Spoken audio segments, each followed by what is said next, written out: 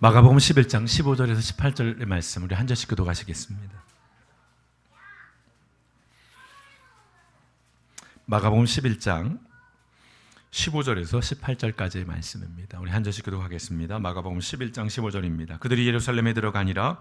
예수께서 성전에 들어가사 성전 안에서 매매하는 자들을 내쫓으시며 돈 바꾸는 자들의 상과 비둘기 파는 자들의 의자를 둘러 엎으시며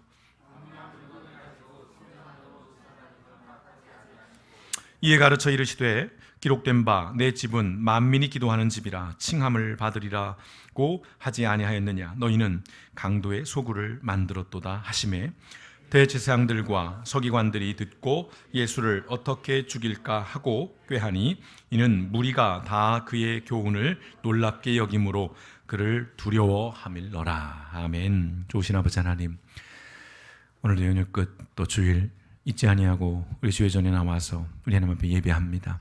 우리의 시간을 드립니다. 마음을 드립니다. 우리의 몸을 드려 또한 헌신합니다.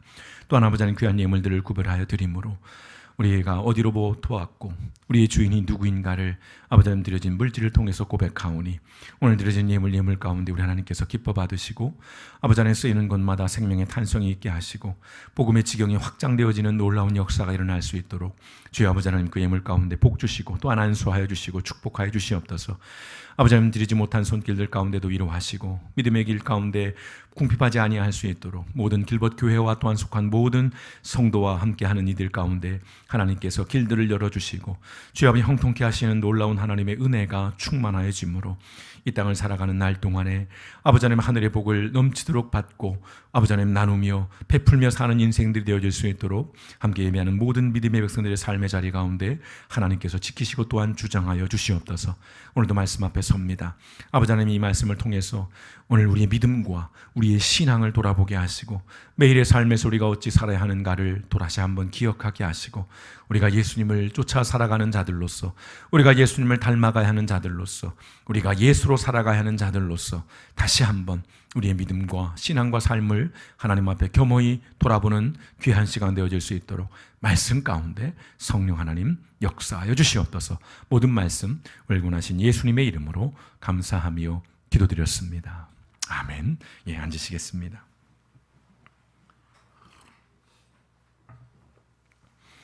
오늘 말씀은 하나 뉴스를 좀 전하면서 시작을 하면 좋겠습니다. 지난 8월 21일자 뉴스입니다. 조금 시간이 지났는데요. 인도에서 벌어진 한 사건을 보도한 내용이었는데 이 사건은 이른바 청부 살인 사건입니다. 예, 청부 살인 사건. 좀 말만 들어 좀 살벌한 그런 기사인데요. 그 내용은 좀 더 충격적입니다. 살인을 청부한, 살인을 사주한 사람은 그 피해자의 장인이었습니다. 예, 장인 어른이 이렇게 무섭습니다. 네. 제가 그렇다는 건 아니고요. 네. 이 장인이 왜 그런 일을 했냐면요. 자신의 딸이 달리트 계급에 속한 남성과 결혼한 것에 분노한 겁니다. 몇 개월 전에 더 달리트에 대해서 한번 소개를 해드린 적이 있죠. 인도의 카스트 그 계급, 철저하게 종교적인 바탕 속에서 나눠준 계급인데요. 가장 밑에, 가장 낮은 계급의 사람들을 달리트라고 부르게 됩니다. 달리트 남성과 결혼을 했다는 것이 이유였던 것이죠. 그래서 돈을 주고 살인을 청부에 사주했습니다. 근데 더 충격적인 것은 뭐냐면 이 장인은 딸이 보는 앞에서 이 사위를 살해합니다. 더 놀라운 것은 그 딸은 그때 당시 임신 중이었어요. 임신 사실을 몰랐던 게 아니에요. 이미 이렇게 배가 불러 있으니까 알고 있었음에도 불구하고 사람들을 동원해서 돈을 주고 딸이 보는 앞에서 딸의 남편, 자신의 사위를 살인한 것이죠. 구속이 됐습니다. 그런데 얼마 되지 않아서 보석으로 석방이 됐어요. 이유는 그겁니다. 명예살인이 인정이 된 거예요. 명예살인. 달리트라는 계급은 아까도 말씀드렸던 것처럼 인도에서 가장 낮은 계급인데요. 무려 인도 인구의 17%를 차지합니다. 몇 명쯤 될까요? 무려 2억 명이 넘습니다. 2억 명이 넘는 사람들이 이런 차별 속에, 이런 폭력 속에 살아가고 있는 것입니다. 지금의 얘기예요. 100년 전 인도의 얘기가 아니고요. 앞서도 말씀드렸던 이른바 명예살인, 우리 가문의 명예를 또 종교를 더럽혔다라고 할 때 가족이, 직계 가족이 또는 친족이 죽일 수 있어요. 그냥 돌로 죽일 수도 있고 칼로 죽일 수도 있고 목졸라 죽일 수도 있고 불로 태워 죽일 수도 있습니다. 근데 명예살인이라는 거죠. 처벌을 받지 않습니다. 우리가 이런 뉴스들을 종종 접하게 되죠. 주로 이슬람이나 또는 힌두교 문화권에서 지금도 여전히 일어나고 있는 일입니다. 여자 얼굴에 그 염산을 막 뿌려버리거나 불태워 죽이는 이런 일들이 지금도 있어요. 그 배경은 철저하게 종교적인 겁니다. 물론 존중이라는 차원이죠. 그리고 문화권이 다르고 종교가 다르니까 그것들을 좀 이해해 보려고 하는데도 사실은 이건 쉽지가 않아요. 여러분은 좀 이해가 되시는지요? 종교적인 신념, 그리고 어떤 종교적인 전통 속에서 일어나고 있는 이런 어떤 충격적인 뉴스들을 접할 때마다 참 생각이 많아집니다. 기독교인으로서 또는 넓게는 종교인으로서. 우리가 지난 역사에서 벌어진 전쟁들을 살펴보면 통계적으로 상당 부분이 종교전쟁이었다라고 그렇게 이야기를 합니다. 그런 현실을 생각하면 이 생각들은 더 복잡해져요. 종교, 우리가 말하는 사랑을 이야기하죠. 평화를 말하는 공존과 화합과 용서와 이런 것들을 말하는 종교들인데 오히려 그런 종교들로 인해서 어떤 대량 살상이 벌어지는, 사륙이 벌어지는 전쟁들이 끊임없이 벌어지고 있다는 것. 지금도 마찬가지입니다. 지금도 세계 곳곳에서 일어나고 있는 분쟁들의 대부분은 종교가 그 기저에 깔려 있는 것들이죠. 여러분, 문명사회라고 우리가 지금 말하고 있습니다. 이런 사회에서 여전히 이런 일들이 일어나고 있다는 것에 대해서 참 답답함을 느끼게 되는데, 그러면서 이렇게 묻게 되는 것이죠. 종교란 무엇인가? 신을 믿는다는 것은 무엇일까? 그런 질문을 하지 않을 수가 없습니다. 여러분, 종교가 뭘까요? 신을 믿는다는 것은 뭐겠습니까? 그리고 또 이런 물음을 어쩔 수 없이 하게 됩니다. 그렇다면 기독교는 어떨까라는 물음들. 그리고 사람들은 기독교를 보면 어떤 생각을 하고 있을까? 그런 질문들을 또 하게 됩니다. 우리 사회에서 기독교는 점점 이미지가 나빠지고 있습니다. 어제 오늘 이야기는 아니지만 점점 정점을 찍으면서 가고 있는 것 같습니다. 이러한 우리 사회에서의 기독교의 이미지에 대해서, 이런 현상에 대해서 누군가는 이렇게 말해요. 그 배경에 사탄이 있다고 말합니다. 마귀가 있다고 말해요. 그래서 사탄이, 마귀가, 악한 영들이 정부를 조정해서, 세속 정부를 조정해서 기독교를 탄압하고 기독교를 말살하려는 정책을 펴고 있다고 주장합니다. 무슨 인권에 대한 조례라든지 이런 법률들을 좀 바꾸는 것들은 말할 것도 없고요. 전체적으로 우리 사회가 기독교에 대해서 적대적이고 기독교를 죽이려고 하는 정책들을 계속해서 만들어내고 있고, 반기독교적인 성향을 가진 사람들을 지지하고 지원하고 있다라고 하는 그런 목소리들이 교회 안에서 사실은 상당히 많이 나옵니다. 그리고 이러한 주장을 근거로 한국 기독교인들은 불신자들 또는 다른 종교인들로부터 핍박을 받고 있고 박해를 받고 있다라고 그렇게 주장을 합니다. 근데 정말 이것이 합당한 주장일까요? 여러분 생각해 보십시오. 우리나라에서 장로 대통령이 3명이나 나왔어요. 장로 대통령이 3명이나 나왔습니다. 국회의원들, 조금은 편차가 있을 수 있습니다만 대략 40% 이상이 기독교인이라고 말합니다. 이런 상황에서, 이런 우리 사회에서 과연 기독교가 핍박을 받고 있다?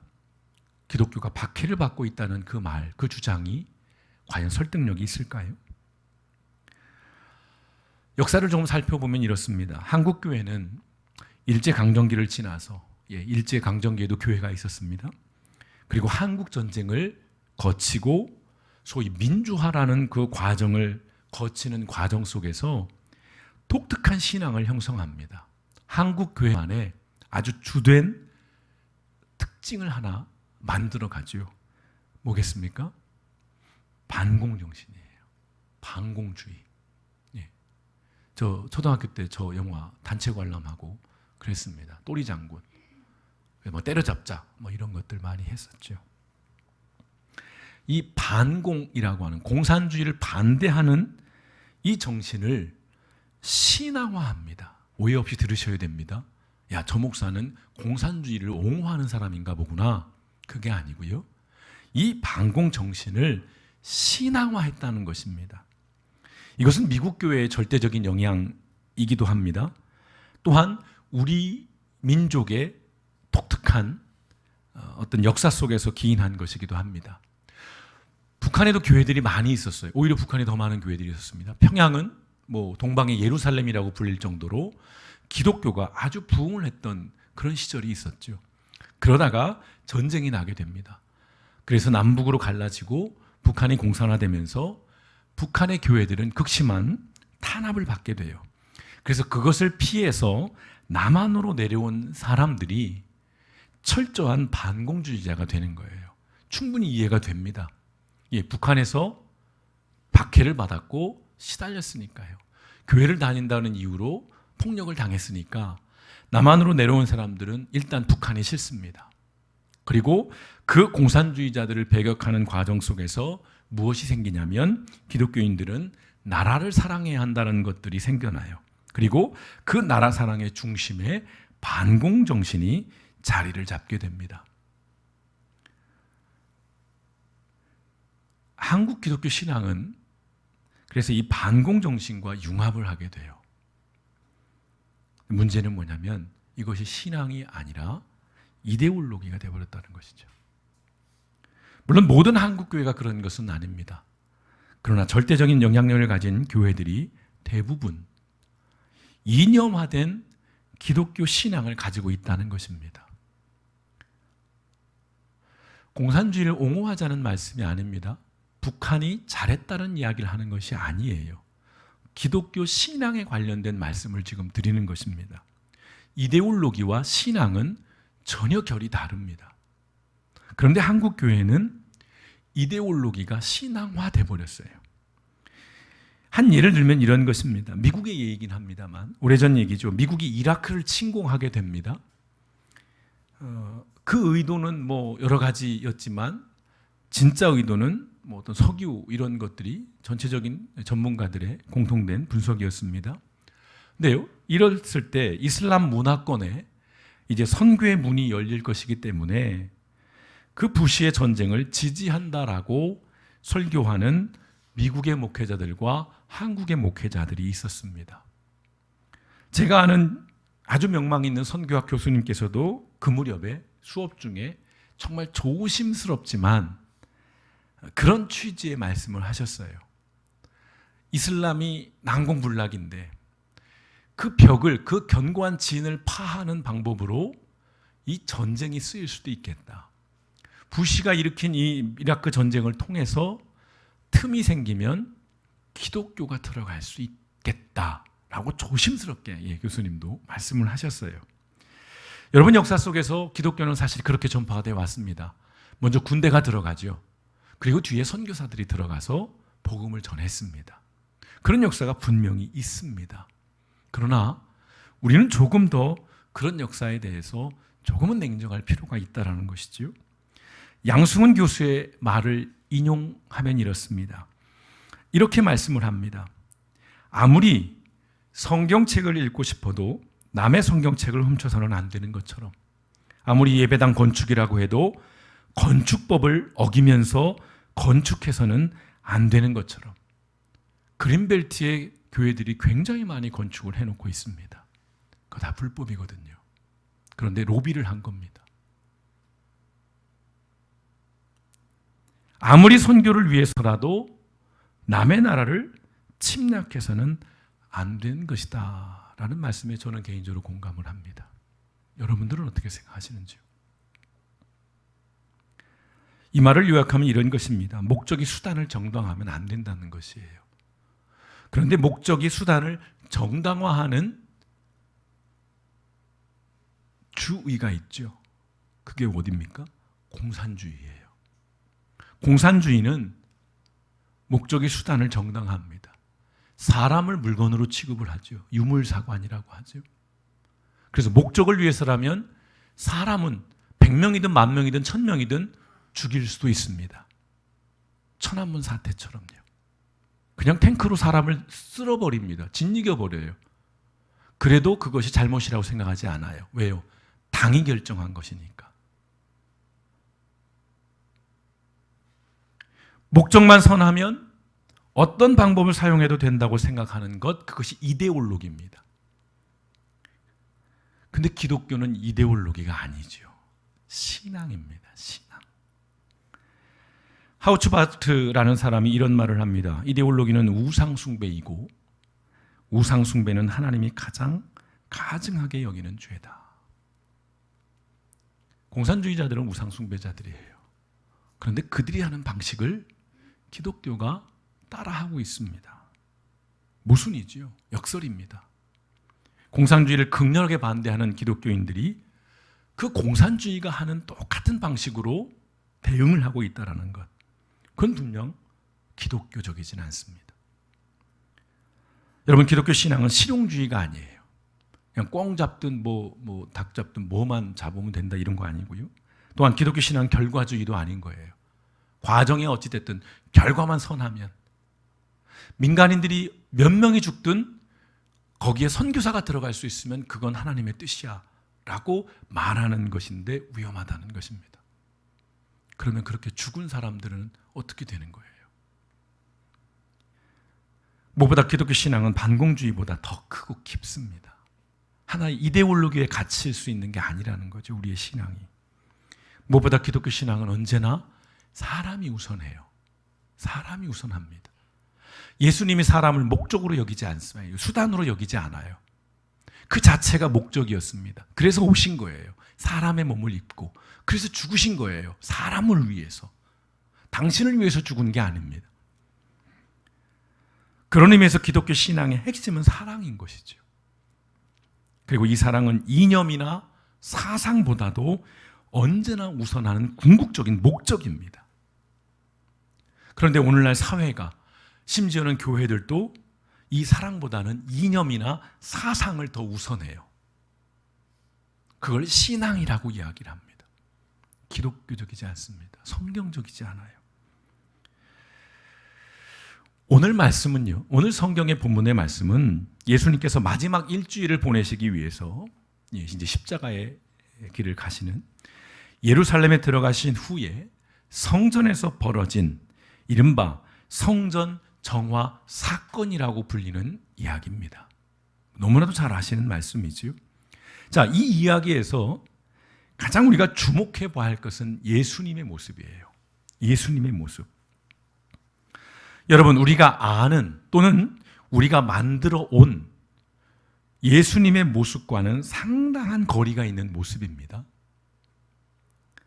자, 일단 오늘 본문 말씀 속에서 예수님은 굉장히 흥분한 상태예요. 예수님이 흥분하셨어요. 이게 좀 선뜻 이해가 되십니까? 또 예수님이 지금 분노하고 계십니다. 예수님이 분노를 해? 근데 거기에 그치지 않죠. 과격한 행동을 하고 계십니다. 15절에 예수께서 성전에 들어가서 성전 안에서 매매하는 자들을 내쫓으시며 돈 바꾸는 자들의 상과 비둘기 파는 자들의 의자를 둘러엎으시며 아무나 물건을 가지고 성전 안으로 지나다님을 허락하지 아니하시고. 여러분은 저걸 어떻게 읽으시는지요? 저는 저걸 보면서 그게 떠올랐어요. 노점상을 단속하는 용역업체 직원들의 모습이 떠올랐습니다. 제 군대 2달 후임이 들어왔는데요. 키는 요만해가지고 문신을 하고 있더라고요. 그래서 어떻게 너는 군대 왔냐? 근데 저도 몰라요. 너 뭐 하다 왔냐? 저요? 노점상 뒤엎는 거 하고 왔어요. 깡패였어요, 깡패. 하는 일이 노점상 그 좌판 뒤엎고 단속하거나 돈 삥 뜯는 일을 하다 온 거예요. 그걸 얼마나 무용담을 자랑스럽게 얘기하는지. 예. 제가 빨리 신교대로 전출을 갖기 망정이지 근원과 군생활을 했다면 제가 선임인데 맞으면서 살았을 것 같아요. 나중에 제가 신교대 가서 자대 얘기를 들어보니 고참들이 맞고 있더라고요. 거친 친구였던 거죠. 자, 아까도 성화를 여러분 보셨습니다만 성화에 보면 예수님이 채찍을 들고 있어요. 그냥 말로 화낸 게 아니에요. 채찍. 예, 이건 폭력도 가중처벌되는 겁니다. 굉장히 조폭적이에요. 표현을 해보자면. 그리고 아주 난장판입니다. 판을 다 엎어버리시는 것이죠. 저는 이 말씀을 묵상할 때마다 사실은 죄송한 말씀입니다만 좀 통쾌함이 느껴져요. 예, 막 시원한 것들이 있어요. 여러분 조심하십시오. 예, 제 방에 채찍이. 한번 생각해 보십시오. 항상 미소를 짓고 항상 온유함으로 그 어떤 상황도 다 품어주시고 받아주시고 용납해 주셔야 할 것 같은 예수님께서 이른바 시정 잡배들이나 할 법한 폭력을 휘두르고 계시는 거예요. 여러분 폭력입니다 이거. 예, 겉으로 보면 그렇다는 말씀입니다. 자, 드러난 양상으로만 보자면 기독교적이지 않아요. 신실한 기독교인과 거리가 멉니다. 그러면 이런 질문을 하게 돼요. 그러면 기독교인은 화를 내거나 감정을 드러내거나 주장을 하거나 폭력을 사용해서는 안 된다는 말씀입니까? 여러분 어떻게 생각하시는지요? 오늘 이 이야기의 배경을 좀 우린 이해할 필요가 있습니다. 성전에서 장사를 하는 사람들은요, 예배하러 오는 사람들의 편의를 위해서 존재한 사람들입니다. 언젠가도 좀 말씀을 드렸죠. 제사할 때 희생제물을 갖고 와야 돼요. 먼 곳에 있는 사람들은 그걸 계속 끌고 오면 오는 사이에 그 양이나 이 비둘기들이 상처를 입어요. 그러면 그걸 제물로서의 가치가 없어집니다. 흠없는 제물을 드려야 하거든요. 그리고 멀리서부터 동물을 끌고 오는 게 번거로운 일이 되기 시작해요. 그러니까 이제 실용적인 걸 찾습니다. 이제 그냥 맨손으로 돈만 갖고 와서 성전 앞에서 동물을 사는 거예요. 그리고 유대인들은 성전에 세를 바칠 의무가 있었습니다. 그런데 그게 로마 돈으로는 안 돼요. 부정한 돈이기 때문에. 그걸 드라크마, 세켈로 바꿔야 돼요. 유대인 돈으로. 그런 환전 업무를 도와주는 사람들이 생겨나기 시작을 한 겁니다. 처음에는 이들이 성전 밖에서 성전과 좀 거리가 있는 데서 그런 장을 벌렸어요. 그런데 시간이 지나면서 조금씩 성전과 가까워지다가 결국에는 성전 뜰 안에까지 들어와서 좌판을 펼치게 된 겁니다. 자, 표면적으로 보자면 거룩한 일을 하는 사람들이에요. 예배를 돕는 사람들이잖아요. 예배하러 오는 사람들에게 편의를 봐주고 희생제물을 준비해주고 환전을 해줘서 성전에 세를 낼 수 있게 해주는 거룩한 일을 하는 사람들입니다. 그런데 그런 사람들에게 예수님께서 부당한 분노와 폭력을, 과도한 폭력을 행사하고 있는 것이죠. 표면적으로 보자면요. 하지만 여러분, 오늘 예수님의 이 분노, 이 폭력은 목적을 위해 수단을 정당화하는 사람들에 대한 분노라는 것을 잊지 않으셔야 됩니다. 자, 분명 겉보기에는 거룩한 일이었어요. 그러나 그 내면은요, 부당거래와 뇌물과 탐욕으로 가득한 것이었어요. 성전을 관리해야 할 대제사장들이 뇌물을 받고 자리를 내주는 거예요. 성전에 좀 더 가까운 곳에 갈수록 돈을 더 받습니다. 자신들의 이권 사업이 된 거예요.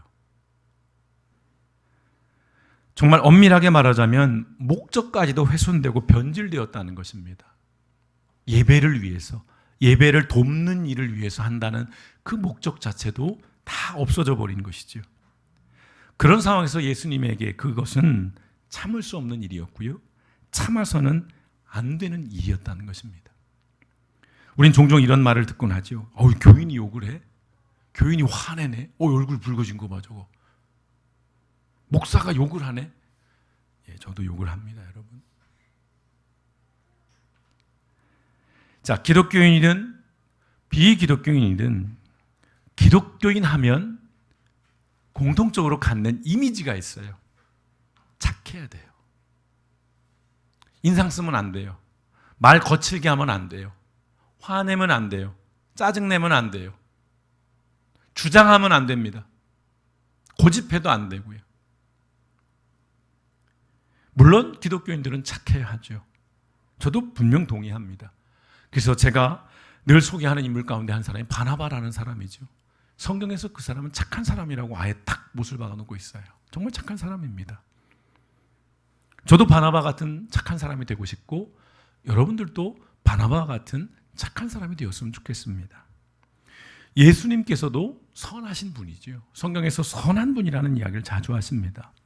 하지만 여러분, 착하다는 것이 늘 순종하고 늘 순응하고 주장하지 않고 언제나 양보하고 무조건적으로 배려하고 참고 견뎌야 한다는 것은 결코 아닙니다. 착하다는 것의 성경적인 의미, 성경에서 말하는 이 착함의 의미는 무엇이냐면 바로 이것입니다. 정의롭다는 겁니다. 정의롭다는 말과 착하다는 말은 성경 속에서 동의어입니다. 불의에 저항하는 거죠. 부당함에 항의하는 것입니다. 옳지 않은 것을 비판하는 것이 착한 것이라는 겁니다. 물론 여기는 복잡한 내용들이 더 들어갈 수 있어요. 그러면 불의한 것은 뭐냐? 부당한 것은 뭐냐? 옳지 않은 것은 뭐냐? 어디까지냐? 이런 것을 따지고 들어가면 꽤 복잡한 것이지만 큰 틀 안에서 상식적으로 우리가 용인할 수 있는, 이해할 수 있는 바로 그 부분, 그 지점에서부터 우리가 불의한 것에 대해서, 부조리한 것에 대해서, 옳지 않은 것에 대해서 이야기할 수 있을 때 그것이 착함이라는 것입니다. 그런 의미에서 성전에서 분노하신 예수님은 폭력을 행하신 것이 아니라 정의를 행하신 것입니다. 착한 일을 하신 거라는 거죠. 문제는 세상은 그런 사람들을 좋아하지 않는다는 것입니다. 18절의 말씀에 대제사장들과 서기관들이 듣고 예수를 어떻게 죽일까 하고 꾀하니 이는 무리가 다 그의 교훈을 놀랍게 여김으로 그를 두려워하밀러라. 세상은 정의를 행하는 사람을 죽이려 합니다. 성전에서 장사하는 사람들로부터 뇌물을 받고 이권을 챙기는 사람들에게 예수님은 착한 사람이었습니다만은 착한 사람이 아니었습니다. 그러나 오늘 우리 사회도 똑같다는 것이에요. 정의로운 사람, 착한 사람을 싫어하는 건 다른 데 있지 않습니다. 내가 더 가져야 되는데, 내가 더 가질 수 있는데 그렇게 하지 못하게 하는 사람들이기 때문에 미워하는 겁니다.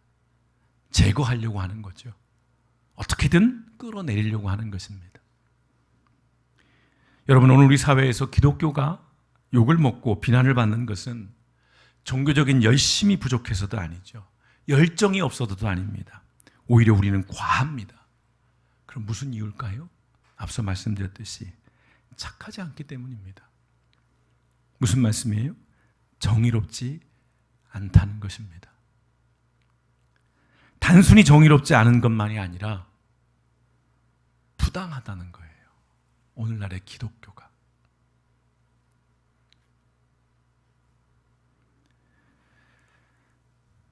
그 부당함의 구체적인 모습들은 이거예요. 분노해야 할 때 분노하지 않습니다. 우리 기독교가요. 그리고 분노하지 말아야 할 때에서 분노합니다. 십자가를 들고요. 여러분, 한국 교회는 힘이 있습니다. 그것도 넘치도록 있어요. 모든 걸 다 갖추고 있습니다. 권력 있습니다. 권력. 교회 안에 가보십시오. 우리 교회는 그렇지 못해서 그런데 큰 교회 가보시면 고위 공직자들로부터 해서 소위 우리가 말하는 상류층들, 권력자들 그 교회 다 등록해 다닙니다. 국회의원들, 판사들, 검사들, 변호사들 수없이 다닙니다. 그래서 선교회까지 조직이 돼 있어요. 법조인 선교회. 인원만 수십 명이에요. 우리 전체 교인보다도 많아요. 선교회 하나에. 금력이 있습니다. 돈 많습니다. 교회. 우리는 좀 그렇지만 사람 인력이 있어요. 동원할 수 있는 인력이 있습니다. 무슨 일 있다 그러면 피켓 들고 몇만 명씩 순식간에 동원할 수 있는 힘이 우리에게 있어요. 거기에 더러 일부지만 영역도 있습니다. 여러분, 힘이란 힘은 우리가 다 가지고 있어요. 문제는 그 힘을 잘못 사용하고 있다는 겁니다.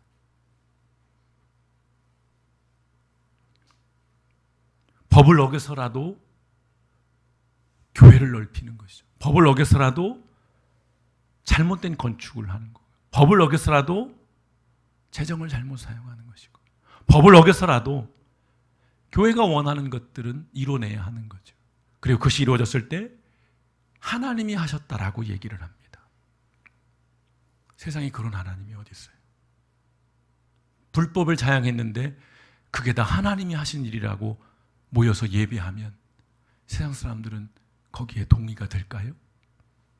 감동이 될까요? 여러분, 예수님이 선하신 분인 것은 그분이 힘을 올바르게 사용했기 때문입니다. 분노할 때는 분노하셨어요. 그러나 연민할 때는 연민하셨어요. 다 죽이려고 달려들었을 때 그 가늠한 여인을 향해서 한 말씀을 안 하십니다. 우리는 어떻습니까? 분명 우리도 착한 사람이 되어야 합니다. 여러분, 이데올로기를 경계하십시오. 기독교 신앙 안에 들어와 있는 이데올로기를 경계하십시오.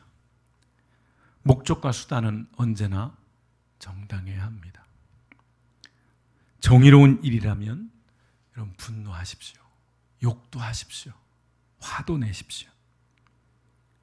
여러분에게 얼마만큼의 힘이 있다면 그 힘이 크기가 어떻든 간에 그 힘으로 옳은 일에 그 힘을 사용하십시오. 그래야 예수쟁인 겁니다. 그래야 예수 믿는 겁니다. 그래야 우리가 세상에 감동을 줄 수 있는 겁니다. 자꾸 이런 말씀 죄송합니다. 3천억짜리 교회를 짓는다고 세상에 감동하지 않아요. 그린벨트에 보란듯이 교회를 졌다고 해서 교회가 능력 있다라고 세상에 말하지 않습니다. 오히려 비아냥거릴 뿐입니다. 힘을 잘못 사용했기 때문에, 정의롭지 못했기 때문에, 착하지 않기 때문입니다. 오늘 성전 정화 사건 이야기를 통해서 그럼 나도 화내야지가 아니라 아무 때나 화내라는 말씀이 아닙니다. 분노할 때 분노하시고, 슬퍼할 때 슬퍼하시고, 같이 울을 때는 같이 울어주시고, 같이 기쁠 때는 같이 웃어주는 것, 이것이 예수쟁입니다. 간단하지만 어렵죠. 쉽지만 참 까다로운 일이기도 합니다. 그러나 우리가 이것들을 계속해서 타협해 나가면 결국 이 땅의 교회는, 이 땅의 그리스도인들은 무기력한 자들 수밖에 없어요. 그 무기력함을 상쇄시키기 위해서 엉뚱한 데에 가진 힘을 사용하는 겁니다. 그건 폭력입니다. 그건 불의예요. 그건 기독교적이지가 않습니다. 그건 이데올로기일 뿐입니다. 나의 신앙, 나의 믿음, 또 우리 길벗교회가 정말 기독교 신앙을 가지고 세워지고 있는지, 살아가고 있는지, 내가 진짜 성경에서 말씀하는 예수쟁이인지 우리가 무겁게 우리 신앙을 돌아보면서, 완벽하자는 말씀이 아닙니다. 이 방향을 끝까지 포기하지 말고 이 길을 걸어갔으면 하는 마음을 여러분께 전하는 것입니다. 이번 한 주간 우리가 하나님 앞에 착한 사람으로, 또 세상 속에서 착한 사람, 정의를 행하는 사람으로 살아가시기를 주님의 이름으로 축원드립니다. 함께 기도하시겠습니다.